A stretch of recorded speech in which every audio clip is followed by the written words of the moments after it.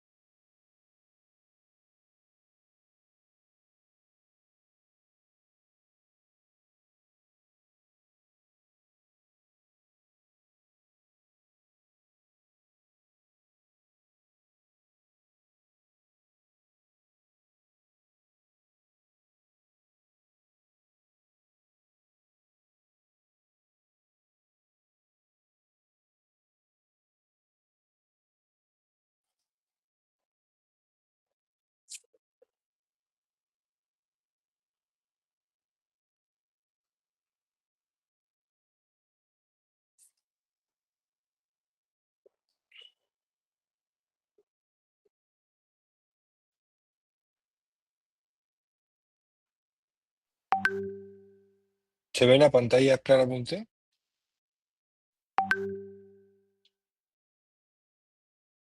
Doctor, buenas tardes, sí se ve. Ya, listo, empezamos.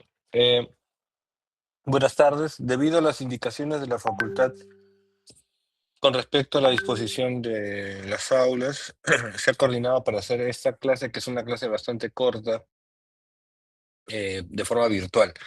Las siguientes clases sí exigen que sea presencial, ¿no?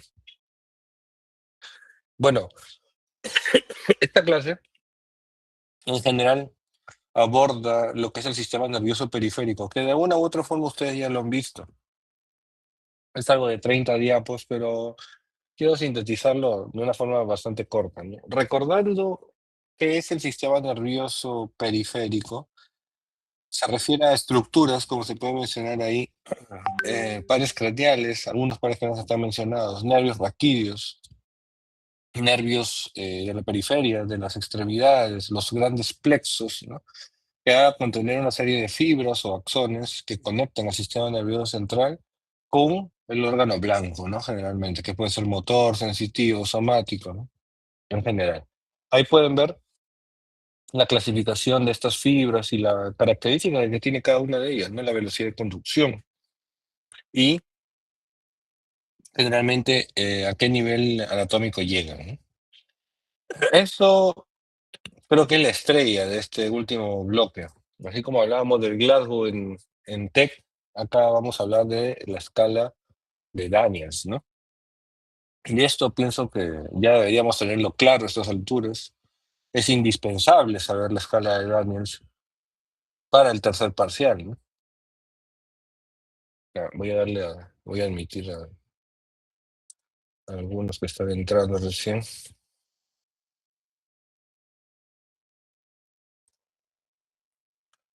Entonces, solamente recordar que el cero en Daniels es cuando no hay contracción, o sea, es una parálisis, plejía, vamos a decir así. El uno es cuando hay indicio o cuando hay una contracción que puede ser visible o palpable.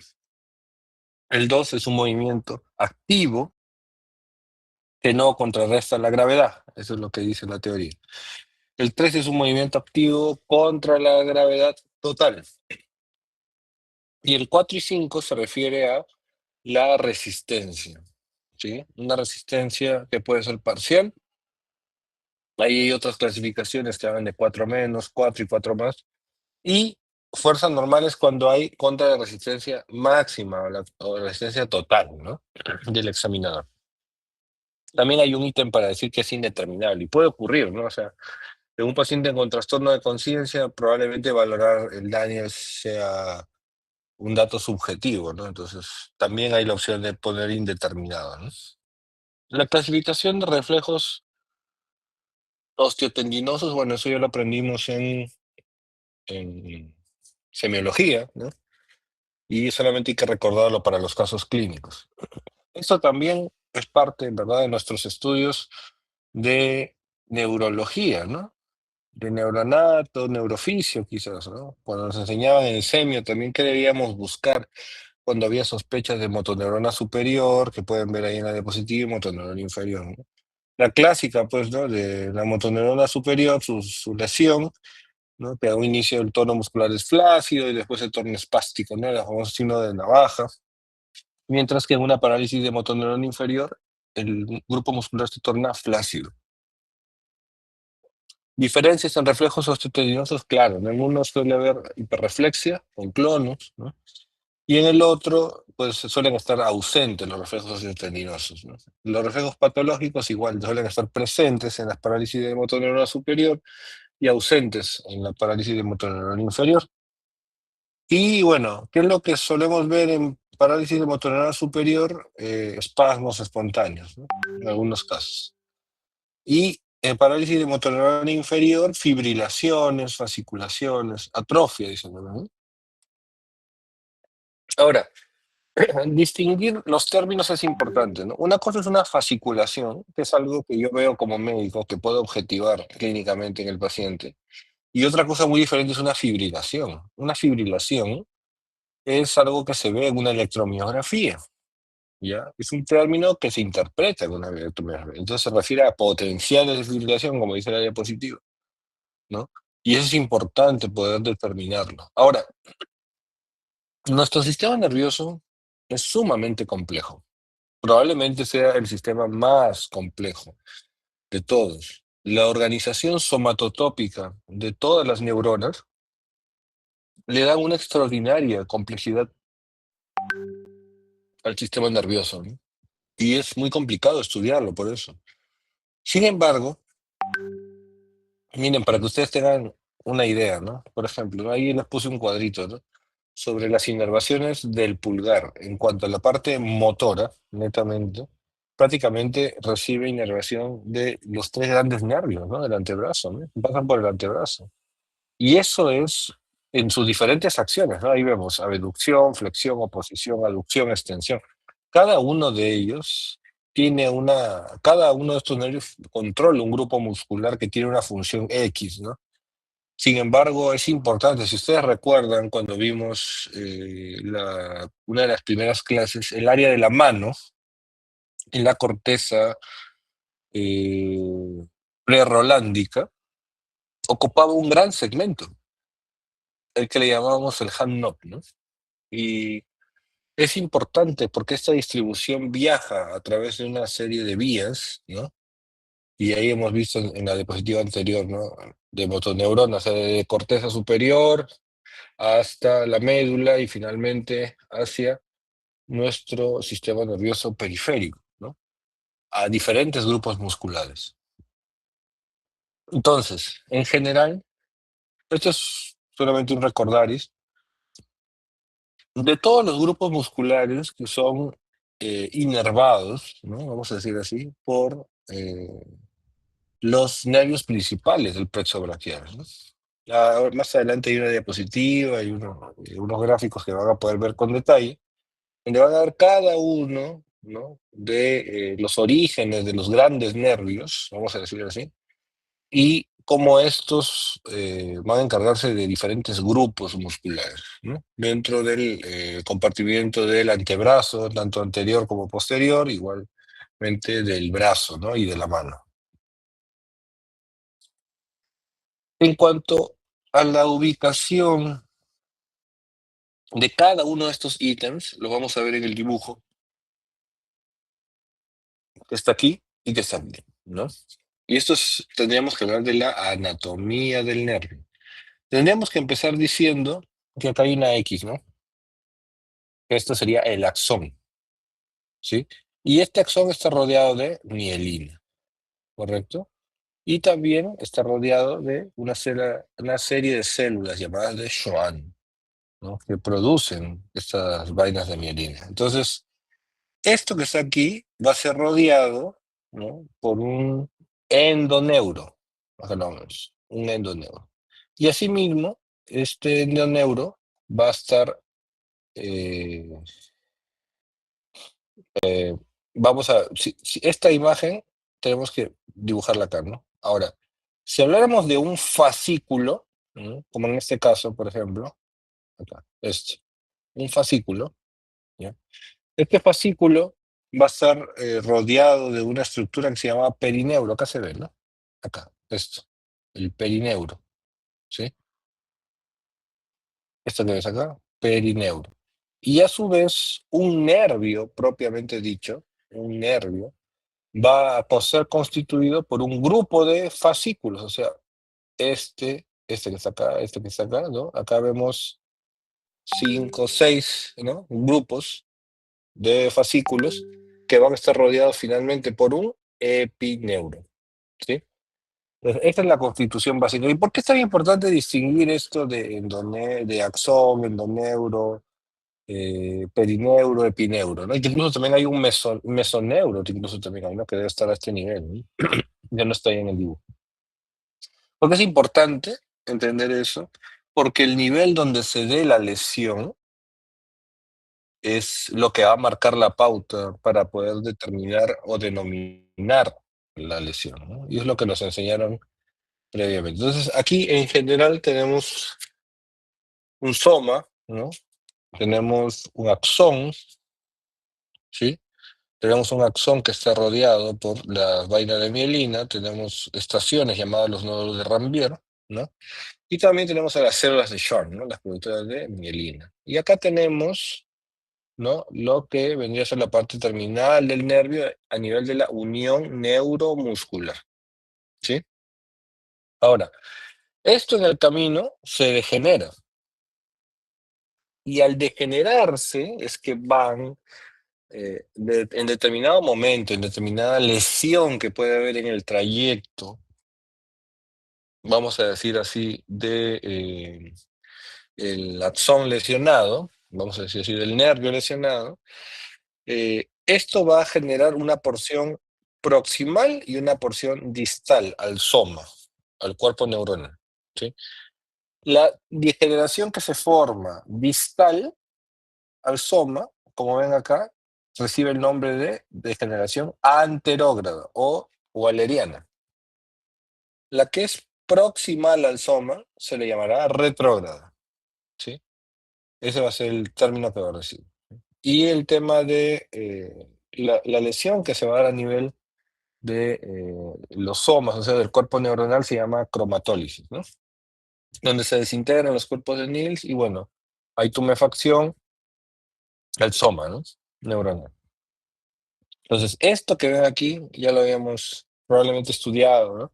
Y en determinado momento se puede dar un proceso de regeneración, pero eso va a depender mucho de las capas que están comprometidas. Y eso lo vamos a ver acá. Acá, si pueden ver, esto es lo normal. Acá puedes ver el axón, ¿no? La vaina de mielina, endoneuro, perineuro, epineuro, ¿sí? Y vamos a empezar a ver cómo se empiezan a dar las degeneraciones de primer grado inicialmente, ¿no? De segundo, tercer, cuarto y quinto grado, ¿no? Obviamente las lesiones van evolucionando, ¿no? Desde, hacia adentro, desde dentro hacia afuera, mejor dicho, ¿no? Desde la parte más medial, por decirlo así, hacia la parte más externa, ¿sí? Del nervio.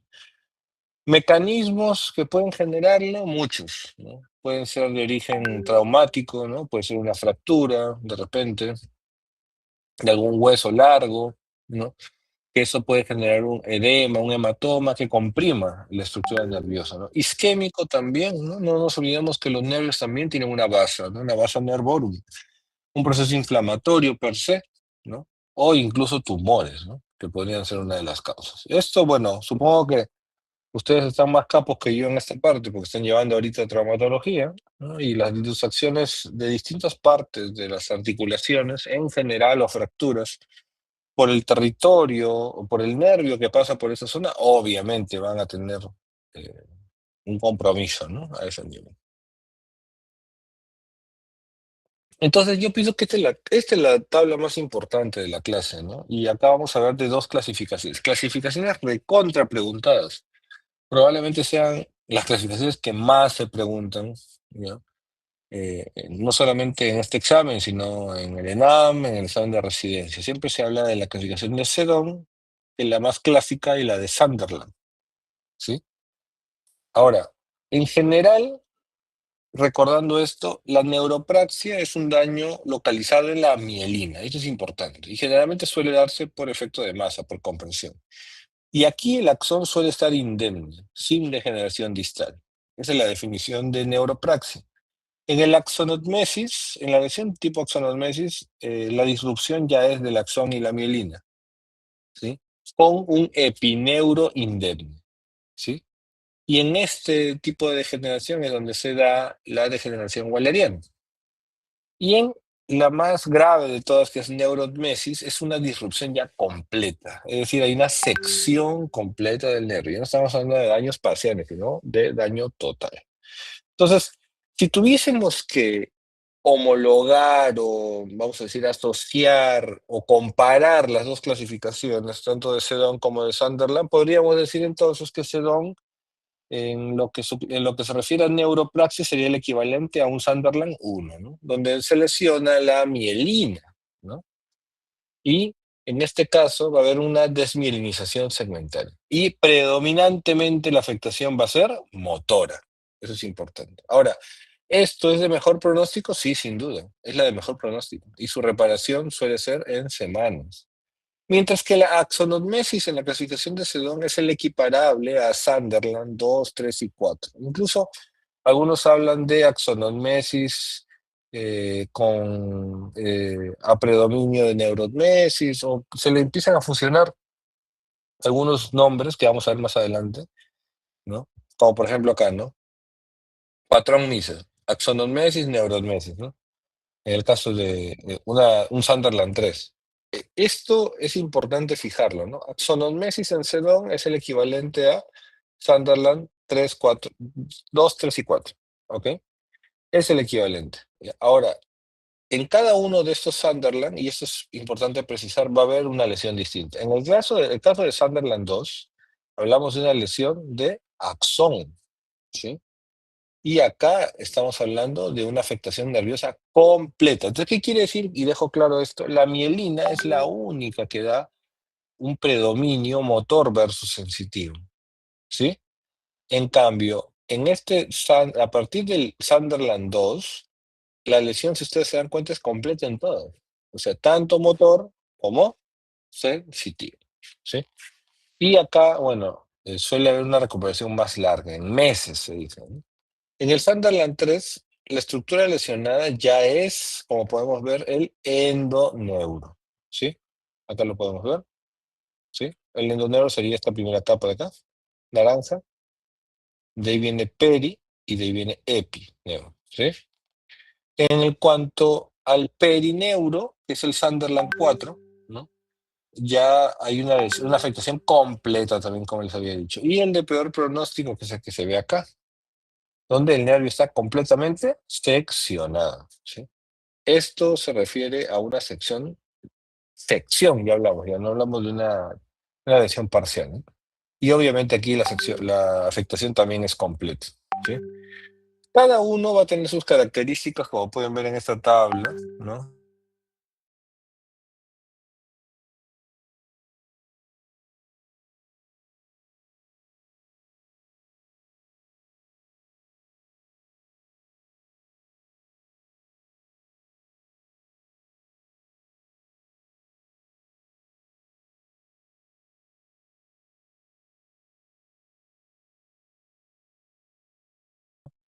Y acá en la diapositiva he querido ponerlo claro, tal cual dice el libro. Al estimular una fibra nerviosa sana con un estímulo eléctrico de amplitud y duración que supera el umbral de esta fibra, se genera un impulso conducido, o también llamado potencial de acción nerviosa. Entonces, es importante eso, porque eso es finalmente lo que testeamos en la electromiografía, ¿no? Y cuantificamos la velocidad de conducción. Ahora, si tuviésemos que hablar sobre cuándo deberíamos pedir este potencial de acción nerviosa, acá nos ponen por cada diagnóstico, ¿no? Por cada lesión. Y por ejemplo, ¿no? En una lesión de estiramiento, dice, ¿no? En el caso del plexo braquial deberíamos pedirlo en 4 o 5 meses, ¿no? Y porque hay momentos en los que de repente se pide muy tempranamente y el valor que se va a obtener quizás esté en tela de juicio, ¿no? O por ejemplo, ¿no? Lesiones y compresiones parciales, tumores compresivos, ¿no? Ahí dice que en cualquier momento puede ser solicitado. Para identificar un área de bloqueo de conducción, por ejemplo, ¿no? Puede ser en una fase aguda, ¿no?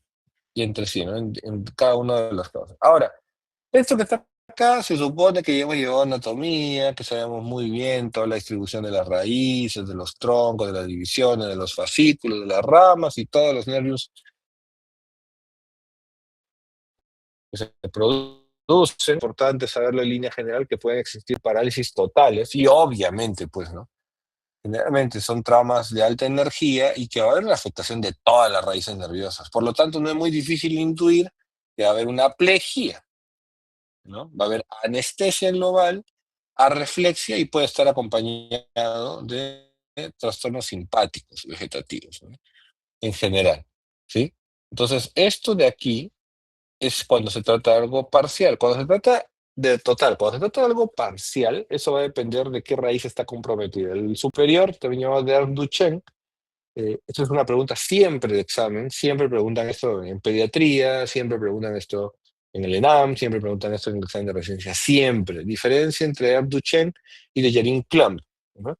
Y eso va a depender de qué tipo de raíz nerviosa está comprometida y eso va a demandar que se paralice, ¿no? La musculatura del miembro superior, ya sea distal o proximal, ¿no? Entonces de ahí vienen esa famosa, por ejemplo, propina del mesero, la mano de la coima, dicen, ¿no? Del de Jerin Clump.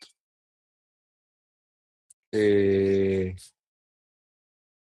Perdón, sí, esta es la banda propina del mesero o la de coima, es cuando puedes movilizar los músculos, vamos a decir, distales, pero no tienes cómo movilizar los músculos proximales, ¿no? Entonces ahí, esto es propio del Duchenne, ¿no? Acá lo podemos ver.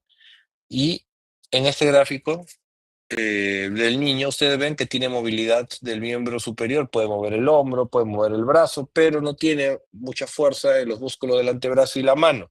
Eso es propio del de Jerin Club, ¿no? Y como ustedes se dan cuenta en la diapositiva, se habla, ¿no? Una parálisis de la musculatura flexora de la mano y de los dedos, ¿no? Musculatura intrínseca de la mano. Por eso que la mano está caída. Y recordemos que los músculos que se encargan de movilizar nuestra mano, tienen un origen a nivel del antebrazo. Entonces es importante eso. Bueno, este es el origen de los diferentes nervios, esto ya lo dejo para que ustedes lo vean. A mí más me interesa específicamente, bueno, recuerden que existen alguna serie de signos que vemos en semiología, la mano del predicador, en lesión del nervio mediano, la mano péndula, ¿no? Caída del nervio radial, la mano en garra, del nervio cubital, ¿no? Eso ya es para recordar.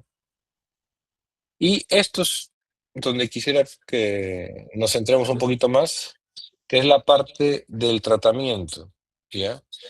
En la parte del tratamiento, si tuviésemos que hablar netamente de neuropraxia, podríamos hablar de que probablemente esto tenga una solución espontánea. O sea, casi en una lesión de neuropraxia, tipo neuropraxia, no requiere un abordaje quirúrgico, ¿ya? La mayoría de estas lesiones incompletas, por eso dice, suelen evolucionar bien conforme las estructuras se desinflaman, se dan los antiinflamatorios, relajantes, suelen mejorar poco a poco, ¿sí? Ahora, si claramente se trata de una lesión abierta, de una abulsión, de una herida abierta, una fractura que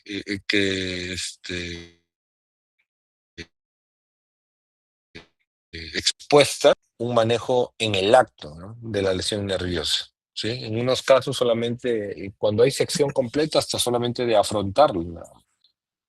Ahora, técnicamente, y acá hay varios conceptos, ¿no? Más de un año de evolución en general, ya se habla de 1 o 2 años, ya se habla de un tratamiento paliativo, porque mucho que hacer ya no hay tampoco, ¿sí?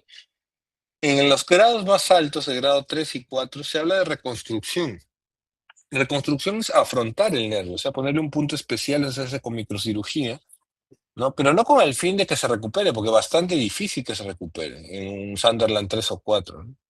Ahora, si habláramos de una neurotmesis, ¿ya? O sea, una sección completa, ahí mencionan en la diapositiva y en los libros que no es tributario, dice, que es tributario, perdón, de cirugía reconstructiva. Y acá, por acá hay un gráfico, acá está, este de acá. Este gráfico lo que hace es afrontar, o sea, estoy uniendo el nervio, ¿sí? Lo estoy uniendo, incluso a veces se hacen, se cultivan o vamos a decir, se cosecha un nervio de otra parte y se pone una especie de parche, porque a veces hay soluciones de continuidad que hay pérdida de tejido, ¿no? Entonces se puede echar de la mano de nervios de características parecidas al dañado, como para poner una especie de implante o algo así. Pero eso es con fines, vuelvo a decir, reconstructivos. Nada más. Reconstruir es volver a armar lo que se ha desarmado, pero no con fines de ser optimistas funcionalmente. Ahora, técnicamente pasado el año ya se torna la atrofia irreversible. Esto también es importante de entender, ¿sí? Y también esto es un motivo de controversia con los amigos traumatólogos, ¿no? Dice, los déficits neurológicos debidos a la manipulación o inmovilización, o sea, que tenga un yeso, por ejemplo, ¿no? En una fractura, no sé, de cualquier tipo, deben de ser explorados quirúrgicamente de forma inicial. Debería ser así, ¿no? Porque muchas veces se les coloca el yeso y de ahí se dan cuenta que tiene parálisis del mediano, que tiene parálisis del cubital, que tiene parálisis del radial, y eso ya es más difícil de evaluar, ¿no? Más aún si está inmovilizada la extremidad. Ahora, técnicamente, cuando se habla del momento más adecuado, se debe de precisar esto, ¿no? Si mayor es la distancia entre la lesión y la unidad funcional que se debe reinervar, ¿no? Más pronto debe considerarse la intervención quirúrgica. Y eso también es una regla en general, ¿no? Más tiempo, pero eso basándonos en la realidad peruana es complicado. Existen servicios de neurocirugía funcional, ¿no? Los cuales se especializan en tipos de lesiones de nervio periférico. Acá en Perú exactamente no existe eso, ¿no? Creo que solamente en el Rebagliati y en el Mogrovejo creo que tienen eso. Pero generalmente valorando el tipo de lesión que se está viendo, en algunos casos los traumatólogos, que son los que suelen entrar más a estas cirugías, llaman al quirófano, al neurocirujano de guardia, para que ver si es posible la reconstrucción o el afronte de algunas estructuras que han sido seccionadas total o parcialmente, ¿no? Nerviosas, es decir. En algunos casos ocurre eso. Ahora, existe una regla también, ¿no? Y la regla se llama la regla de los 24 meses. Nos dice que después de 24 veces de que una estructura está denervada, la mayoría de los músculos ya no van a recuperar su funcionalidad. Apaguen su micro, por favor. Apaguen el micro. Tienen un micro prendido. Aunque se logre la reinervación. Es decir, yo tengo una estructura que ya se privó de inervación, ¿no? Más de 24 meses, esto ya difícil que el músculo vuelva a funcionar. Así yo lo vuelvo a afrontar, así haga lo que haga yo ahí, va a ser complicado. Ahora, existen casos bien interesantes. Yo me he quedado, particularmente, a mí me gusta hablar con la verdad. Yo nunca hablo de algo que no sé. Yo me quedo muy sorprendido en este último congreso, el congreso del ICRAN, de la FLANC y de la Sociedad Peruana de Neurocirugía, en octubre del año pasado, sumamente sorprendido al escuchar a un cirujano plástico, que por ahí tengo sus datos, de neoplásicas, que se encarga de hacer reinervaciones del facial. Pero la parte interesante de estos pacientes, pues, que tienen tumores de ángulo pontocerebeloso, que tienen tumores en general que dañan el recorrido del nervio facial y que dañan el territorio de muscular al cual está dirigida la rama del facial comprometido, lo que hacen textualmente es retirar porciones de músculos de la cara e reinervar con ramas pequeñas del facial ciertos grupos musculares. Y eso ya ocurre acá en Perú, ¿no? Los cirujanos plásticos han avanzado mucho su técnica quirúrgica en esto, muchísimo, ¿no? Incluso se hacen pruebas, porque obviamente se tiene que cosechar correctamente de otra parte del cuerpo un grupo muscular y un nervio con toda obviamente la unión neuromuscular de la cual estamos hablando, y eso implantarlo a nivel de los músculos faciales. Eso me parece demasiado futurista, pero ya en Perú se está haciendo.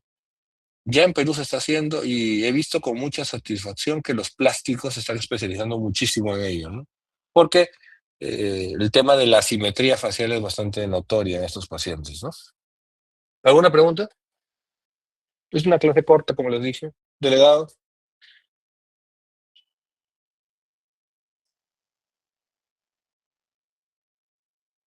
hola, ¿todo en orden? ¿Alguna pregunta?